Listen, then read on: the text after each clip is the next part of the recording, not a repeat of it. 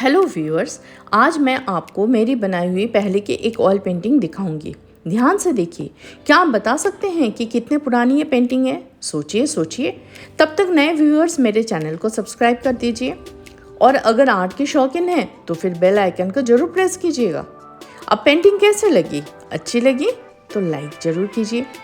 ये oil painting मैंने 1988 में बनाई थी। ये मेरी पहली ऑयल पेंटिंग थी। साइज़ है 2 फीट बाय 3 फीट।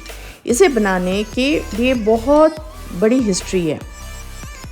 मुझे बचपन से ही ड्राइंग करने का बहुत अच्छा लगता था, पर मैंने कभी किसी से सीखी नहीं थी। मैं pencil sketch, water colour, charcoal art, pen art ये सारे करती थी, पर ऑयल पेंटिंग करने की बहुत इच्छा थी।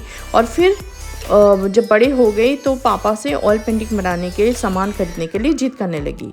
जब पापा ने देखा कि मुझे शांत करना बहुत मुश्किल हो रहा है, तब उन्होंने मुझे एक चैलेंज दिया था। वो ये था कि पापा को मुझे एक जीसस क्राइस्ट का लास्ट सपर पेंटिंग बना के देना पड़ेगा, और अगर वो पेंटिंग बहुत अच्छा बना गया तो फिर पापा मुझे ऑयल पेंटिंग के सारे सामान खरीद के देंगे, क्योंकि ये बहुत कॉस्टली होता था। मुझे पता था कि दा विंची की फेमस पेंटिंग है ये, पर उस ज़माने में न तो इंटरनेट था न तो कुछ। मैंने चैलेंज तो एक्सेप्ट कर लिया, पर साथ ही साथ बहुत डर लग रहा था, क्योंकि मुझे कोई फॉर्मल ट्रेनिंग नहीं थी। फिर पापा के कोई फ्रेंड के पास एक छोटी सी ये पेंटिंग मिला, जिसका साइज़ था 6 इंचेस बाय 10 इंच और धुंधला भी हो गया था, और पता नहीं कौन सा आर्टिस्ट ने बनाया था ये।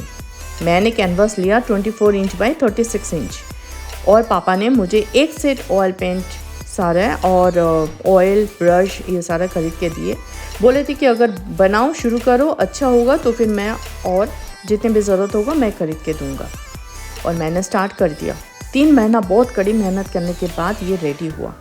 इसमें बहुत बारीकी काम है, और इतने सारे शिष्य, मतलब टोटल 12 शिष्य प्लस जीसस 13, और इन सब का जो एक्सप्रेशन वो प्रॉपर लाना है, ये इजी बात नहीं था, क्योंकि ये एक एक्चुअली स्टोरी है। जिस दिन जीसस को क्रूसिफाई किया गया था, ये उसके पहले रात के डिनर का पिक्चर है। उन्होंने अपने सारे शिष्य को बुलाए थे एक साथ खाना खाने के लिए। चूँकि वो भगवान थे, तो भगवान को पता ही होता कि ये उनका लास्ट खाना है, और उनके पूरे 12 शिष्य आए थे, एक साथ टेबल में बैठे। सेंटर में जीसस थे। उन्होंने अपना प्लेट से रोटियों को इक्वली तोड़ के सबको दिया।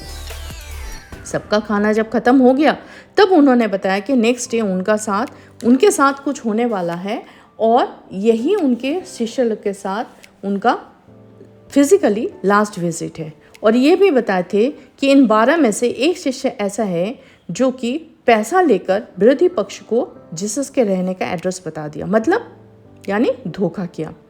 अब 11 शिष्यों में तो ये सारी न्यूज़ सुनते ही बहुत दुखी हो गए। कोई रो रहे हैं, उन सबको समझ में नहीं आ रहा कि आखिर क्या हो रहा है, उनमें से कौन इतना बड़ा धोखे का काम किया।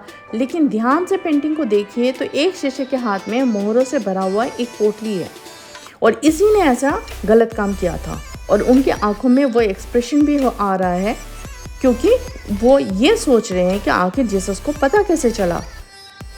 और सही में नेक्स्ट डे उनका क्रूसिफाई हुआ था।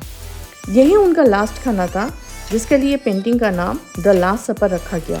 तो फ्रेंड्स, कैसे लगी ये स्टोरी?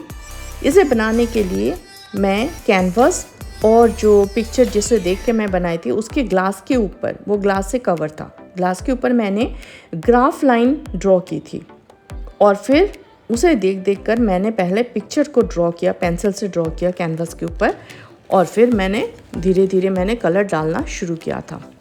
अभी बहुत साल बीत गया, मैंने इस पेंटिंग को रीटचिंग कर रही हूँ। आप खुद ही देख रहे हैं कलर काफ़ी फेड हो गया। सो पेंटिंग पूरे रेडी होने के बाद मैं ज़रूर आप लोगों को दिखाऊंगी कि ये कैसे बनी। Thank you.